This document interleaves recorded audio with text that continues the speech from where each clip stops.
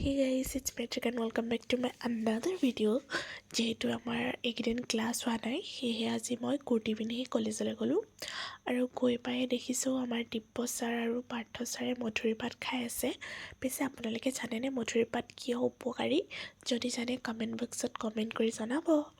আমাৰ এয়া হৈছে অমৃতা বহুত সোনকালে ব্ৰাইড টু বি হ'বলৈ গৈ আছে, তো সকলোৱে কমেণ্ট কৰি তাইক উইচ কৰিব। আৰু এয়া হৈছে ৰিধি, আজি আমাৰ কলেজলৈ আহিছিলে আৰু দেখাত যিমান মৰম লগা নহয় তাই তাতকৈ বহুত ঠাণ্ডা হয় গাইজ, বহুত ঠাণ্ডা।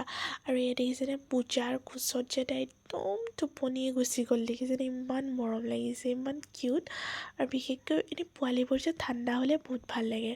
আৰু এয়াই হৈছে নমিবাৰ ছোৱালী ৰিধি, দেখিছেনে কিমান মৰম লগা। আৰু এয়া বাও আহিছিলে আৰু এয়া যাবলৈ হ'ল। পিছে তাৰপিছতে মই কলেজৰ পৰা গ'লোঁ, অলপমান পাৰ্লাৰত গ'লোঁ।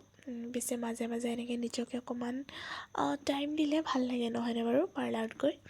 তাৰপিছতে এয়া ঘৰলৈ বুলি উঠিলোঁ। যদি ভাল লাগিলে মোক ফ'ল' কৰিব, বাই।